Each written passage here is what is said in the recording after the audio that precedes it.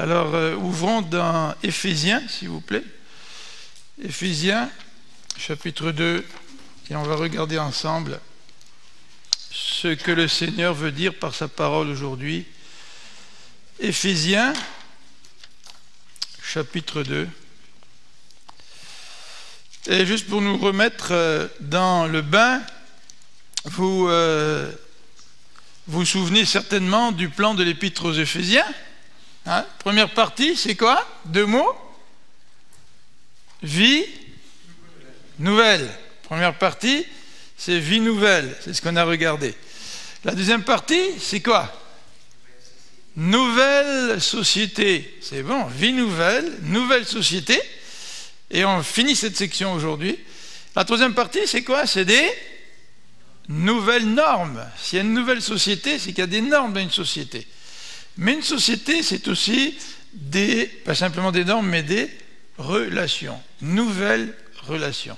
Donc voilà un petit peu le plan qu'on retrouve dans le commentaire de John Stott.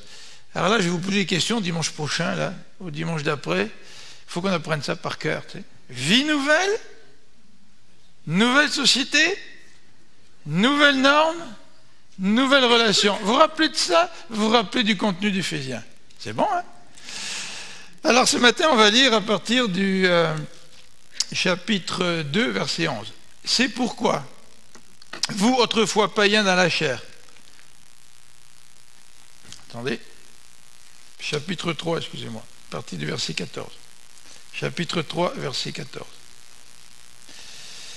Verset 14. À cause de cela, je fléchis les genoux devant le Père, de qui toute famille dans les cieux et sur la terre tire son nom, afin qu'il vous donne, selon la richesse de sa gloire, d'être puissamment fortifié par son esprit dans l'homme intérieur, en sorte que Christ habite dans vos cœurs par la foi, étant enraciné et fondé dans l'amour, que vous puissiez comprendre avec tous les saints quelle est la largeur, la longueur, la profondeur et la hauteur, et connaître l'amour de Christ, qui surpasse toute connaissance, en sorte que vous soyez remplis jusqu'à toute la plénitude de Dieu.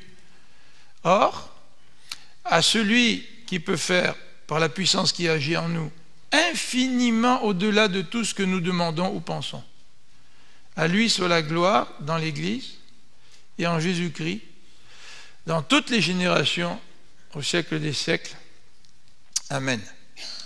Alors donc, cette section, comme on vient de le dire, conclut tout le texte qui nous parle de cette nouvelle société. Et le chapitre suivant, chapitre 4, va nous parler des nouvelles normes.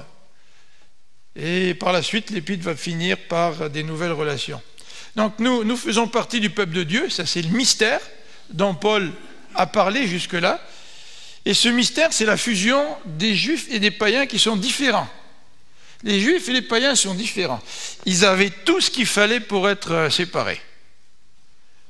Et pourtant, maintenant qu'ils ont accepté le Seigneur dans leur vie, Dieu les a incorporés dans un seul corps. Et ces gens qui ne pouvaient pas, qui ne voulaient peut-être même pas vivre ensemble, peuvent maintenant vivre ensemble, unis par le Seigneur Jésus. Et le chapitre 4 va parler de ces nouvelles normes en disant « Je vous exhorte donc, moi, le prisonnier dans le Seigneur, à marcher de manière digne de la vocation qui vous a été adressée. » C'est quoi la vocation qui nous a été adressée? C'est d'être incorporé dans un corps avec des gens différents. Donc il faut marcher digne de Dieu, c'est-à-dire il faut vivre l'unité de Christ à travers cette Église, même si on est différent. Et vous savez qu'on n'aime pas la différence. Et quand on n'aime pas de la différence, qu'est-ce qu'on fait? On essaie d'absorber ce qui est différent, puis on veut façonner ce qui est différent pour qu'il soit comme nous. Mais ce n'est pas ce qui se passe dans l'Église. Dans l'Église, ce n'est pas à moi d'essayer de faire en sorte que les autres soient comme moi. Ma femme dirait, pauvre de vous, si vous voulez avoir tout le monde qui ressemble à Philippe. Mais dans l'Église, nous sommes un, et Paul dit au chapitre 4, en vous efforçant de conserver l'unité de l'esprit. Puis c'est ce qu'on va regarder la prochaine fois. Qu'est-ce qui fait que l'Église est unie? Comment conserver l'unité? Qu'est-ce que c'est que l'unité? Il y a une nouvelle norme dans l'Église que l'on ne retrouve pas nécessairement dans le monde, c'est celle de l'unité. Puis une unité autour de quoi? Voilà ce que le chapitre 4 va développer.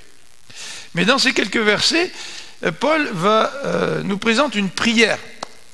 Et j'aimerais faire cette étude en deux parties. Premièrement, l'introduction à la prière, et puis deuxièmement, le contenu de la prière. Vous savez, des fois, on ne sait pas trop comment prier, ou parfois, on prie toujours de la même façon. Alors, on va regarder l'introduction à la prière, qui couvre les versets 4 à 16, et ensuite, le contenu de la prière. Alors, depuis qu'on a commencé l'étude d'Éphésiens, on s'est aperçu que Paul a déjà prié dans l'Épître. Au chapitre 1, au verset 3, Paul commence une bénédiction, mais c'est une bénédiction qui exprime, il veut bénir Dieu pour tout ce que Dieu a fait. Il décrit ce que Dieu a fait pour nous. Et à partir du verset 15, il va expliquer, il va prier au verset 15 pour les chrétiens. Chapitre 1, verset 15, première prière pour les chrétiens. Et puis au chapitre 3, il commence une deuxième prière. Et ces prières de l'apôtre Paul, telles que nous les retrouvons dans les épîtres, se caractérisent par un élément essentiel. C'est que Paul, il prie pour les autres. Il n'y a pas beaucoup de prières dans la Bible où Paul est en train de prier pour lui. Il y a des allusions des fois à certains problèmes personnels qu'il a. Mais Paul prie pour les chrétiens. Et on voit dans Paul ce désir de voir des chrétiens affermis dans la foi. Et vous savez ce qu'on a dit, hein, c'est que l'objet de tes prières reflète ce qui est important dans ta vie. Alors, si tu pries pour avoir un meilleur prix après ton accident de voiture, et pour que la réparation soit faite à ton goût, le moins cher possible. Si tu pries pour, je ne sais pas moi, que tu puisses faire le meilleur deal, ou pour tes rires, ou pour ton argent, ou pour ton travail, eh bien, ta prière reflète ce qui est important pour toi. Mais si dans tes prières, tu pries pour les frères et sœurs, tu pries pour toi-même, pour que tu puisses grandir à l'image de Jésus-Christ, tu pries pour que tu puisses pardonner ceux qui t'ont fait du mal, tu pries pour pouvoir mieux mettre en pratique la parole de Dieu, eh bien tes prières reflètent ce qui est important dans ta vie. Et dans la vie de l'apôtre Paul, dans la vie de ce pasteur, parce que c'est un pasteur qui écrit à des frères et sœurs, à des communautés, Paul prie pour les chrétiens. Et il a déjà prié au chapitre 2, où il a déjà mentionné au chapitre 2 les richesses que nous avons en Jésus-Christ. Regardez au chapitre 2, à partir du verset 15, et il parle de Jésus-Christ qui a créé en lui-même, avec les deux, c'est-à-dire les Juifs et les païens, un seul homme nouveau, un seul corps, puis il veut réconcilier ces gens avec Dieu, il veut réconcilier le Christ, les Juifs et les païens. Jésus est venu annoncer la paix. Maintenant, Jésus nous a donné un accès auprès du Père. Puis là, Paul développe les richesses que nous avons en Jésus-Christ. Mais dans ce passage, chapitre 3, l'apôtre Paul va indiquer comment vivre cette richesse-là. Il va prier pour que les chrétiens puissent expérimenter ces richesses. Les connaître, c'est une chose. Les vivre, c'est complètement différent. Vous pouvez très très bien connaître le fonctionnement d'une voiture sans jamais prendre la voiture pour vous déplacer. Alors c'est peut-être très intéressant si vous êtes quelqu'un qui aimait enseigner, ben, vous pouvez passer des heures à enseigner comment ça fonctionne. Mais vous ne montez jamais dans une voiture, vous n'avez vous-même pas de voiture. Et nous pouvons philosopher pendant des heures sur les richesses de Christ sans jamais les vivre dans notre vie. Alors ce passage débute au verset 14 en nous disant ceci, c'est pourquoi. C'est pourquoi. Alors c'est intéressant parce que Paul vient de parler du mystère. Vous savez, dans le chapitre 2, il vient de parler du mystère. Le mystère que Dieu a révélé à l'apôtre Paul, c'est qu'il allait prendre les Juifs, il allait prendre les païens, puis il ne va pas simplement prendre les païens puis les incorporer au sein du peuple juif. Non, non, ce n'est pas ça. Il prend et les Juifs et les païens pour faire d'eux un peuple nouveau, l'Église. C'est ça le mystère dont Christ parle dans les versets précédents. Et ce qui est intéressant, c'est que dans cette prière, l'apôtre Paul va nous présenter un principe. Il va nous dire, je vous ai enseigné ce qu'est le mystère de Christ. Ben maintenant, je vais prier pour que vous, les chrétiens, puissiez mettre en pratique ce que vous enseignez. En d'autres termes, le principe que Paul met en œuvre ici, c'est celui-ci. J'enseigne la parole de Dieu, et ce que j'enseigne, je le prends et je le prie pour les lecteurs, pour les chrétiens. Je ne sais pas si vous priez comme ça, vous.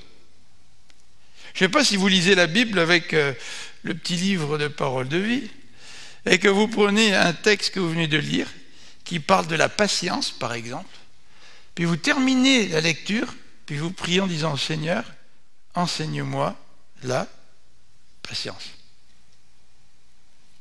Et vous venez de lire l'histoire de Akab qui voulait posséder la vigne de Naboth, qui était en quelque sorte envahi par la jalousie, par la convoitise.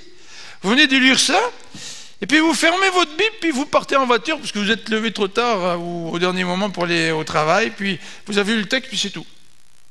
Ou est-ce que vous prenez le temps de prier en disant, Seigneur, fais que tu puisses me garder de la convoitise, parce que dans l'histoire d'Akab, sa convoitise l'a amené au meurtre pour qu'il puisse voler la vigne de Naboth.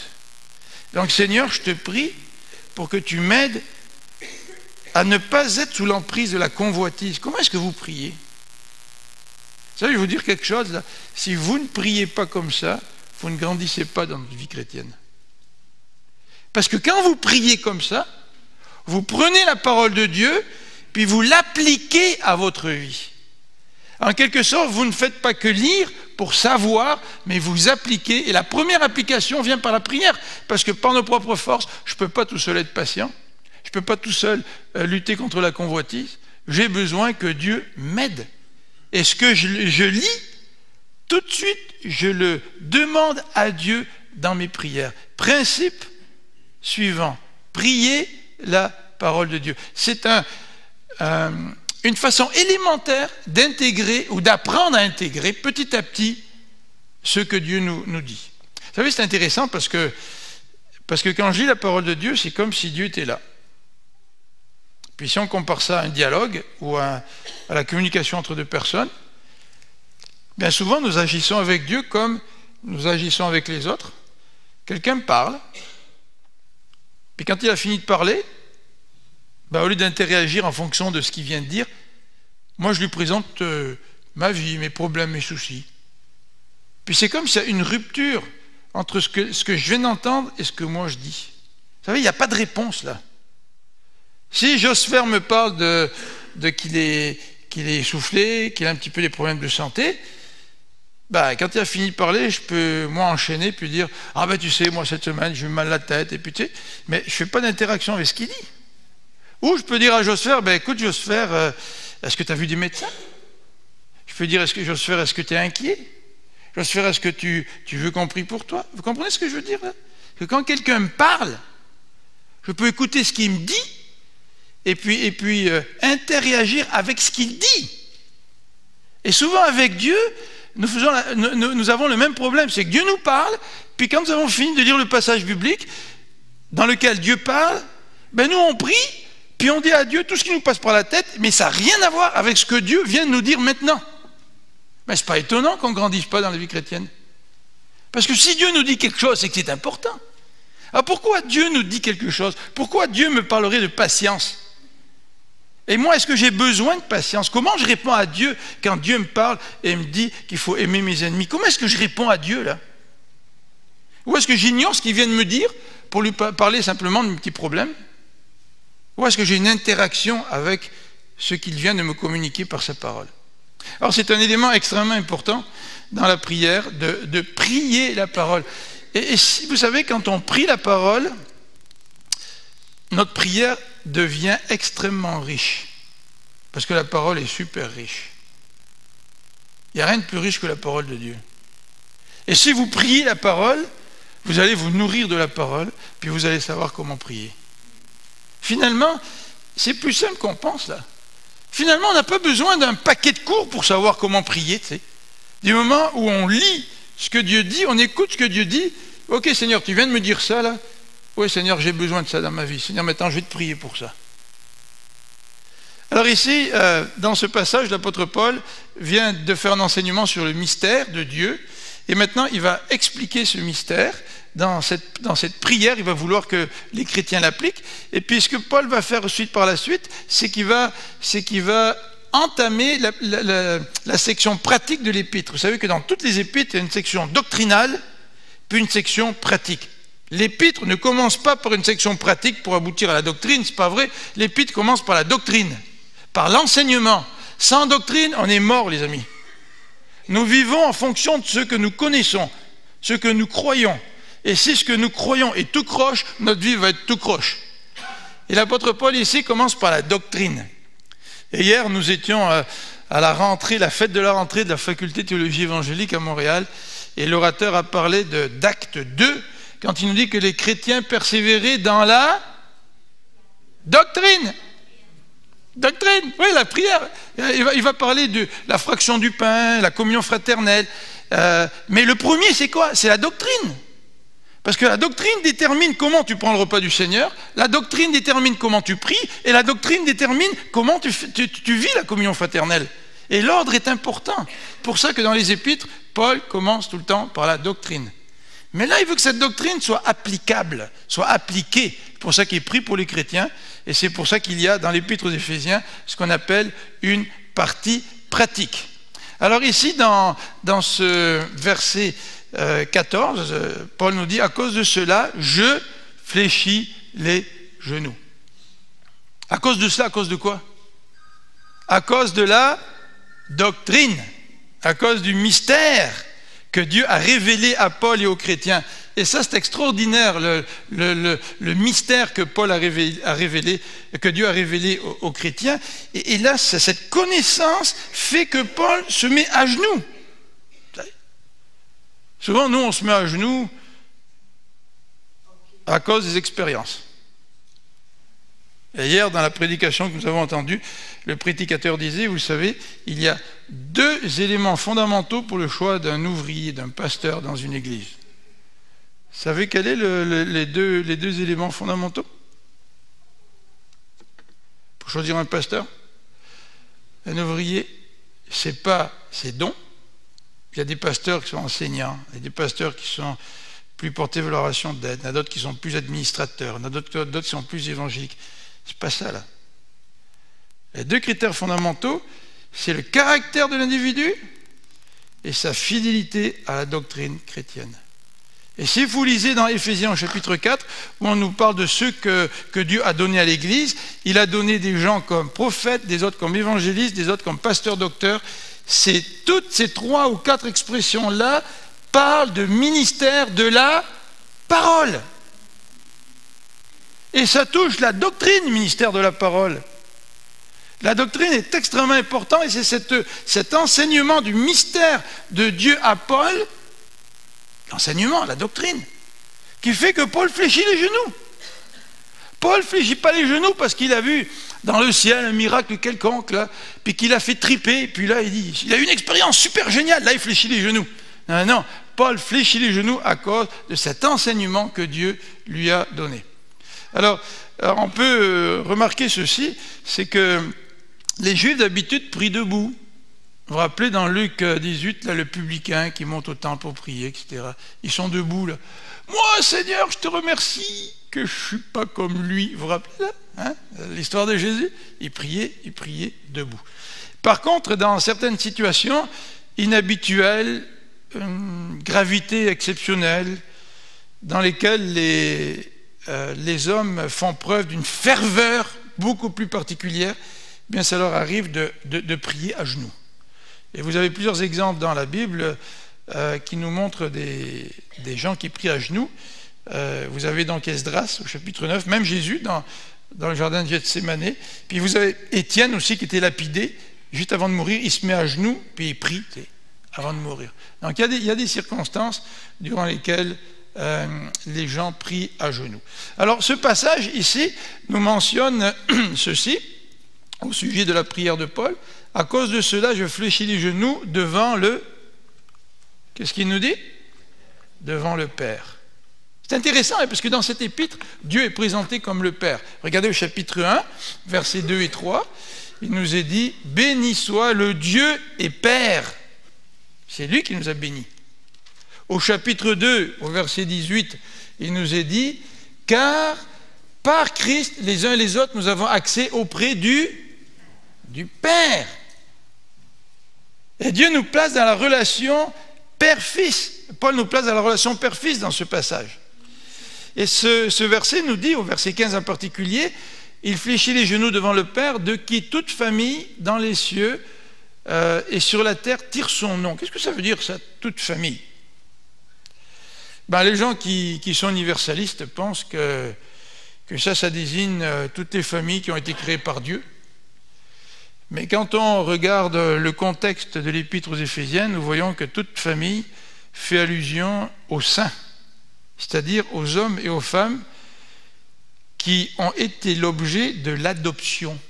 On a parlé de l'adoption comme un des privilèges. Et là, Paul est en train de parler à des Éphésiens, à des chrétiens, et c'est toute famille, autant dans les cieux que sur la terre. Autant ces hommes et ces femmes croyants qui sont morts, autant ceux qui sont sur la terre, ils tirent de Dieu ce lien, un Dieu qui est leur Père. Alors, Paul fléchit les genoux devant le Père et il se rappelle le type de relation qu'il a avec ce Père. Ça, c'est extraordinaire quand nous prions, hein, de nous rappeler que Dieu est notre Père, de nous rappeler ce lien avec lui, de nous rappeler que toute famille tire son nom de Dieu, et de nous rappeler que ce Dieu nous donne toute richesse. Regardez le verset 16.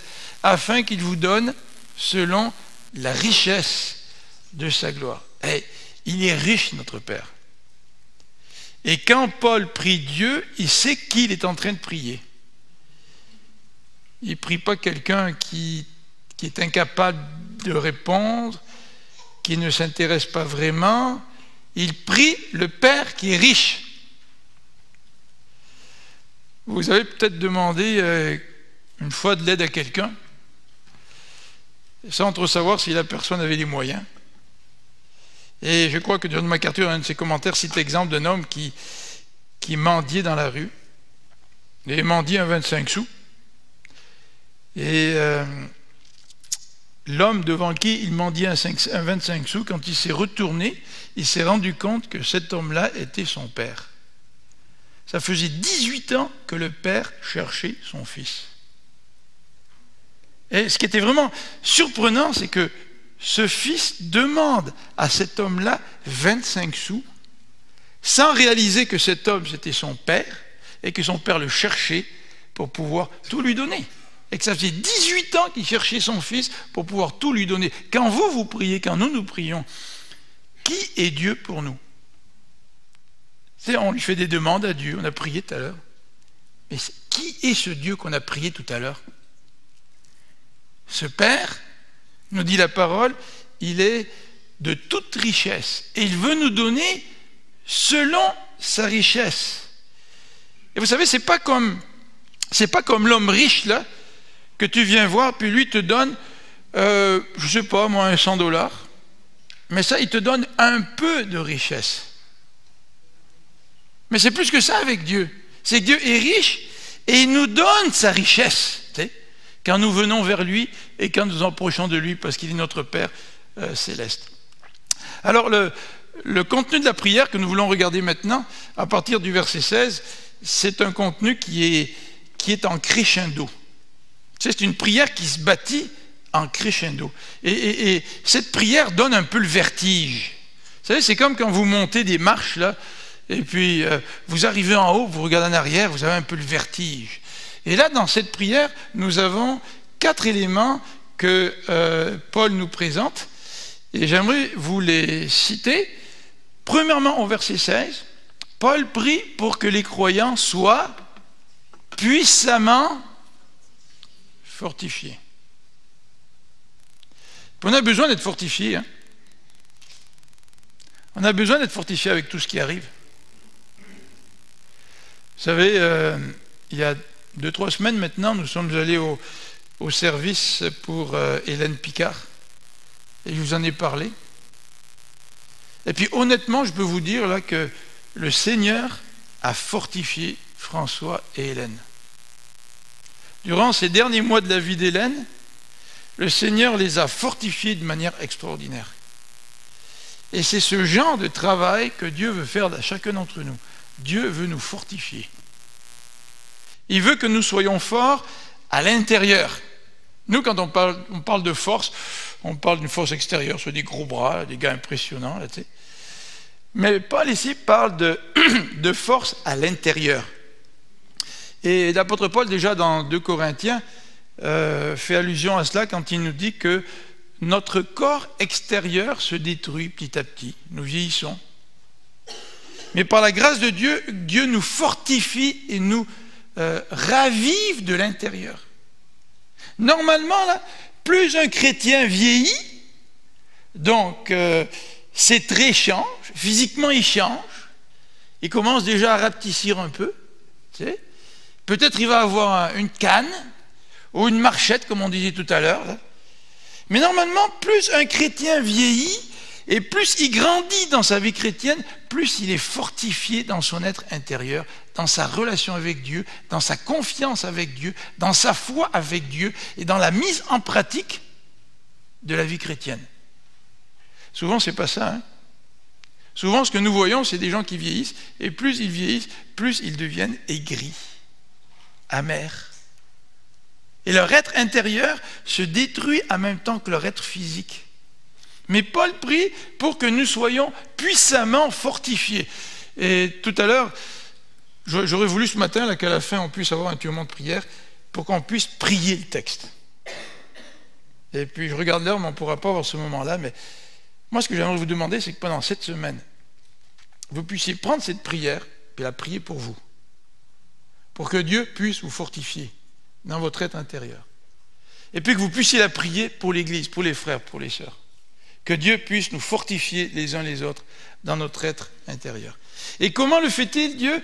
Il le fait par son esprit, ici dans le texte. Regardez, d'être puissamment fortifié par son esprit. Il élabore pas beaucoup, Paul, là. Mais vous savez que l'esprit, là, il n'agit pas dans un vacuum comme ça, là. L'esprit agit, bien sûr, mais il agit aussi dans la mesure où nous lui cédons toute la place. Si nous lisons la parole de Dieu, par exemple, nous fournissons au Saint-Esprit l'outil de la parole de Dieu pour que lui nous fortifie à l'intérieur. Mais si je ne lis pas la parole de Dieu, comment tu veux que le Saint-Esprit me fortifie à l'intérieur? Bien sûr qu'il est tout puissant, le Saint-Esprit, mais le Saint-Esprit veut être collaborateur avec nous. Alors si moi je ne lis pas la parole de Dieu, ben, le Saint-Esprit ne me fortifiera pas au moyen de la parole de Dieu. Donc Paul prie pour que nous puissions être fortement fortifiés, ou dans notre intérieur. Comment? Par son esprit. Et vous voyez le but ici, en sorte que, qu'est-ce qui est écrit? En sorte que, au verset 17, que Christ habite dans vos cœurs. Alors là, j'ai mis le début de la première lettre du mot « question », là, avec un point d'interrogation. Mais il n'habite pas déjà dans notre cœur, Christ? Pourquoi Paul dit qu'on doit être fortifié à l'intérieur pour que Christ habite dans nos cœurs? Christ n'habite-t-il pas déjà dans notre cœur? Bien, regardez dans l'original, au chapitre 2, verset 19. Regardez ce qui est écrit au verset 19. Si vous avez vos Bibles, je vous invite à tourner. Chapitre 19 nous dit « Vous n'êtes plus des étrangers ni des gens du dehors ». Et pour l'expression « gens du dehors », d'accord, vous avez le mot qu'on a ici, « paroikeo ». Qu'est-ce que ça veut dire « gens du dehors » ? Ce mot-là indique une personne qui habite dans une maison, mais qui n'est pas la sienne. c'est quelqu'un du dehors. Ce n'est pas quelqu'un de la maison. C'est un visiteur. C'est un étranger qui est chez nous.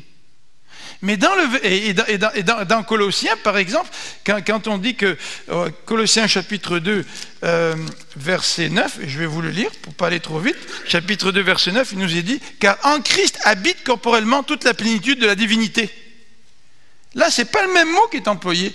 La plénitude de la divinité qui habite en Christ, c'est que la plénitude de la divinité a fait de Christ sa demeure et que toute la divinité habite en Christ, fait partie de lui.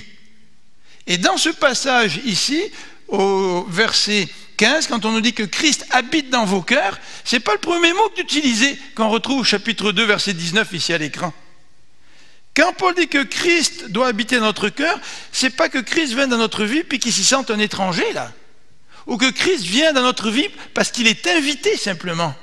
Il emploie le deuxième terme qu'on retrouve dans Colossiens 2, verset 9, qui nous dit que lorsque Christ habite en nous, c'est qu'il fait de nous sa demeure.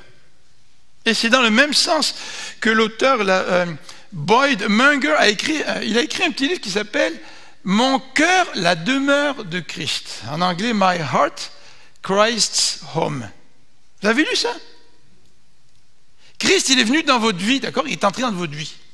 Et si vous lisez le petit livre, vous allez savoir, de manière métaphorique, là, où est-ce que Christ est rendu dans votre vie. Alors il part de la première pièce dans laquelle Christ rentre. Tu lui as ouvert la porte, il rentre dans le hall d'entrée. Puis là, tu lui donnes le hall d'entrée. Mais est-ce que Christ est chez lui? Il est dans le hall d'entrée, mais il n'est peut-être pas encore chez lui. Alors peut-être que certains d'entre nous, on a été un peu plus polis avec Christ, on lui a dit, viens dans le salon. Et puis, Christ est rentré dans le hall d'entrée de notre vie, puis il s'assoit dans le salon. Mais est-ce que Christ est allé dans la cuisine? Est-ce qu'il est allé dans les chambres? Est-ce qu'il est allé dans les autres parties de la maison, dans le sous-sol? Et ainsi de suite, l'auteur décrit d'une manière métaphorique qu'est-ce que ça veut dire lorsqu'on dit que Christ habite en moi. Ça veut dire que j'ouvre la porte de ma vie à Christ et je le fais rentrer dans toutes les pièces de ma maison, au point où je dis à Christ, maintenant, Seigneur, cette maison, elle est à toi. Et ce n'est pas parce que Christ n'est pas dans notre vie que Paul dit ici, soyez fortifiés dans votre être intérieur pour que le Christ habite en vous. Il ne veut pas dire par là que Christ n'est pas dans notre vie, il est dans notre vie, mais il est où dans la maison de notre vie? Et lui avons-nous donné la possession de toute cette maison qui est la nôtre? Et lorsque nous sommes puissamment fortifiés à l'intérieur, ce n'est pas pour qu'on parade dans les églises en faisant rouler nos muscles pour montrer que spirituellement on est fort et plus fort que les autres, ce n'est pas du tout ça. C'est pour dire à Christ, Seigneur, je suis fort dans mon être intérieur parce que je veux que tu rentres dans toute ma vie et je veux que toute ma vie soit à toi. C'est ta maison, Seigneur. C'est plus la mienne. Même dans les petits placards, là, il n'y a pas de secret. Tout ça, ça appartient au Seigneur. Deuxième élément, dans cette prière de l'apôtre Paul, il nous est dit au verset 17b, il demande à ce que les chrétiens soient enracinés et fondés dans l'amour. Ça, c'est extraordinaire quand on met le passage en contexte d'Éphésiens. Des juifs et des païens. Ça ne marche pas ensemble, ça. C'est l'eau et le feu, tu sais. Ou même parfois c'est le feu et l'huile, tu sais. Ça ne marche pas ensemble. Et nous connaissons les problèmes que l'Église primitive a rencontrés. Hein. Les chrétiens d'origine juive voulaient que les autres chrétiens se fassent circoncire, qu'ils célèbrent les fêtes, le sabbat, qu'ils ne mangent pas de viande sacrifiée aux idoles, etc. Puis il y avait des grosses tensions entre les juifs et les païens. Et qu'est-ce qu'il dit Paul là? Paul, il vient de comprendre que le mystère de Christ, c'est la fusion des juifs et des païens dans un même corps. Et que ces juifs et ces païens doivent être unis, comme si c'était un. Et c'était la prière de Jésus. Vous vous rappelez dans Jean 17, là, il prie pour que ses disciples soient un, comme lui et Dieu sont un. Et ce n'est pas étonnant que Paul, dans sa prière ici pour les chrétiens, dise, Seigneur, notre Père, j'aimerais que les chrétiens d'Éphèse soient profondément enracinés et fondés dans l'amour. Alors ça veut dire quoi ça? Ça veut dire que Paul veut que les chrétiens soient forts dans l'amour. Ça fait un peu drôle, ça, être fort dans l'amour. Tu sais, on dirait que ça ne va pas ensemble, là, tu sais. La force et puis l'amour, non? L'amour, c'est la tendresse. Hein? Et pourtant, Paul, il parle de force. On est tellement fort dans l'amour que les Juifs et les païens deviennent un. Et lorsqu'ils sont unis ensemble dans l'amour, ils sont forts.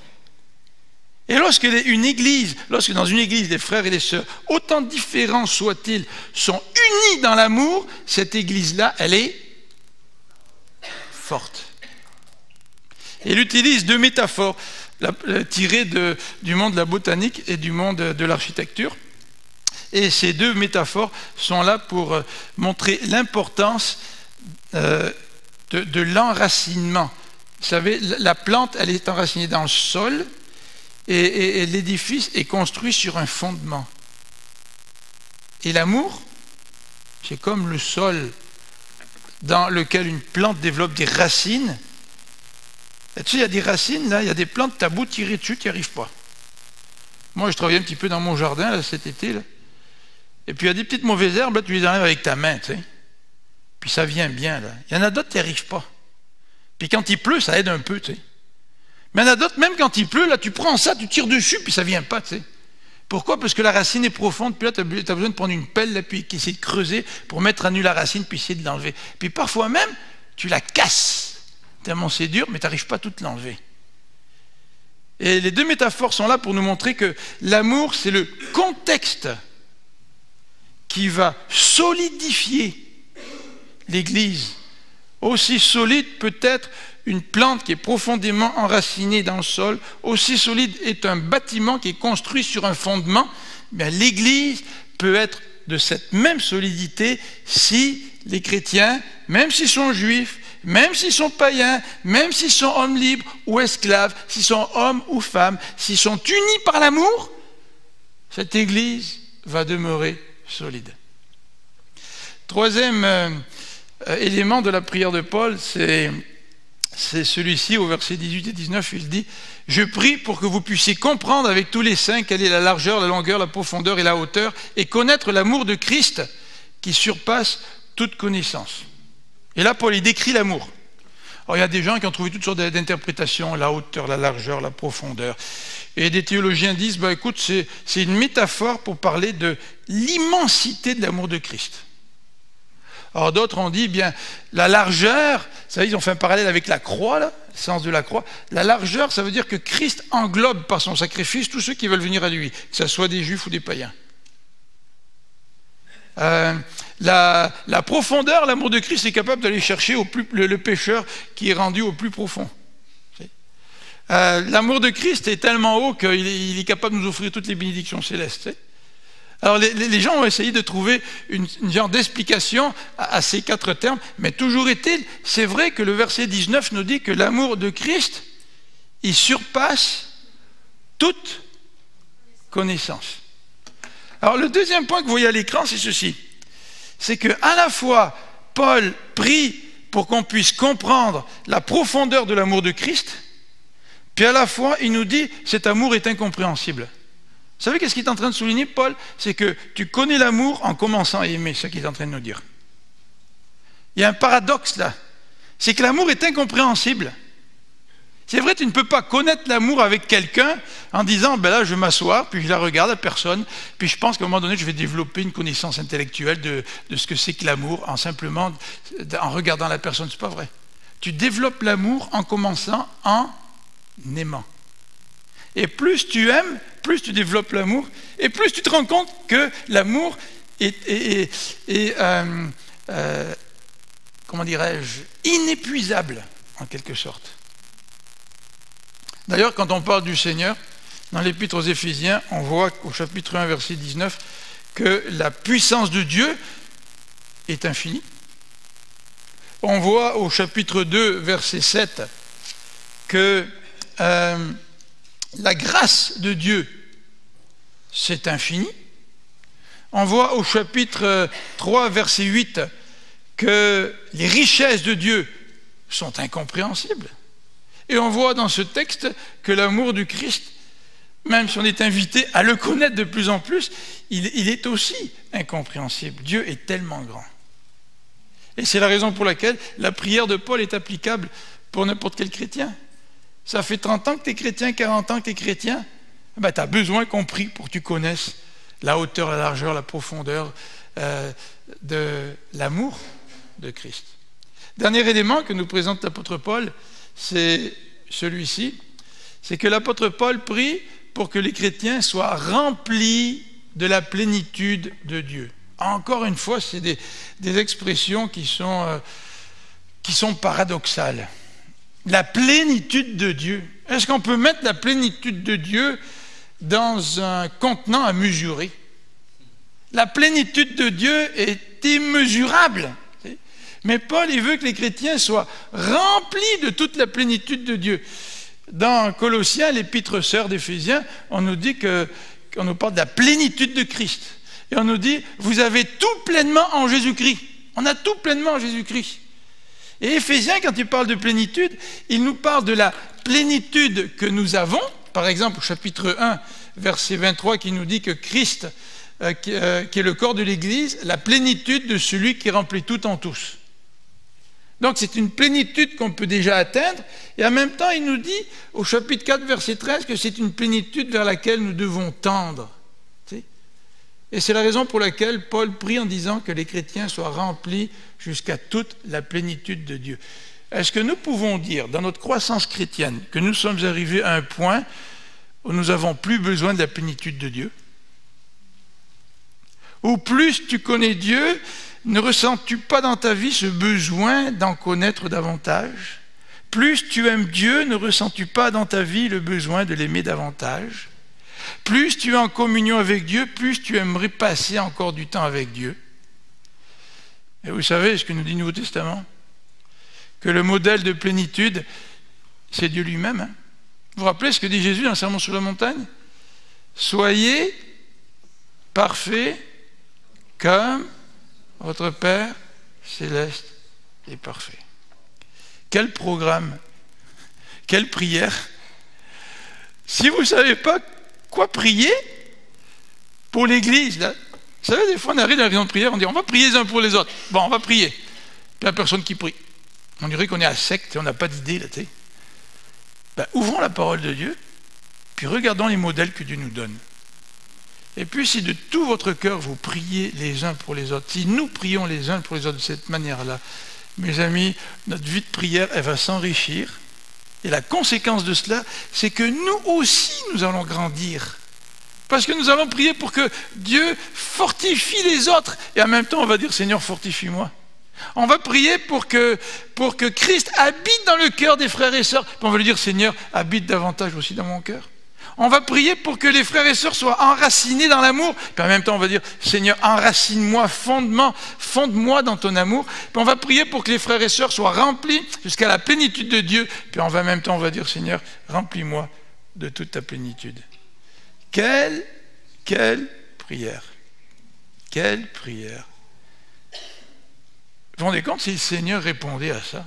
Ça se pourrait? Est-ce qu'il pourrait répondre à ça, le Seigneur? Bien, en conclusion, l'apôtre Paul, il nous dit ceci. Il nous donne une doxologie, c'est-à-dire une bénédiction. Et puis, ce passage finit par une allusion à Dieu, celui qui peut faire. C'est qui celui qui peut faire au verset 20? C'est le même Dieu, c'est le Père dont il est question au verset 14. Et là, il parle de ce Père, puis il termine par une doxologie envers ce Père. Puis il fait 4 requêtes en plein milieu. 4 requêtes. Et il nous dit ceci, c'est que le Père est tout puissant pour exaucer ce genre de requête. Regardez verset 20. À celui qui peut faire, par la puissance qui agit en nous, infiniment au-delà de tout ce que nous demandons ou pensons. Mais Paul, là, moi, il faut que je reprenne mon souffle là, avec tes 4 requêtes que tu viens de présenter, c'est déjà extraordinaire. Puis là, tu nous dis que Dieu peut répondre bien plus que ces 4 requêtes-là. Vous vous rendez compte? C'est incompréhensible ce que Dieu peut répondre. Et il nous dit, Dieu peut répondre infiniment au-delà de tout ce que nous lui demandons ou au-delà de ce que nous pensons. Ah, Dieu peut répondre au-delà de mes pensées. Vous vous rendez compte? C'est pour ça que Jésus dit qu'on n'a pas besoin de faire comme les païens qui multiplient les mots pour essayer de faire changer d'idée à Dieu. Tu n'as pas besoin de multiplier les mots. Dieu, il répond au-delà de même ce que tu peux demander ou même penser. À lui soit la gloire dans l'Église et en Jésus-Christ, dans toutes les générations, au siècle des siècles. Amen. Quel crescendo! La partie doctrinale de l'Épître termine par une doxologie, par une bénédiction. C'est un crescendo. Et ma prière, c'est que nous puissions nous encourager les uns les autres à prier les uns pour les autres selon le modèle que Dieu nous laisse dans ce passage. Prions ensemble.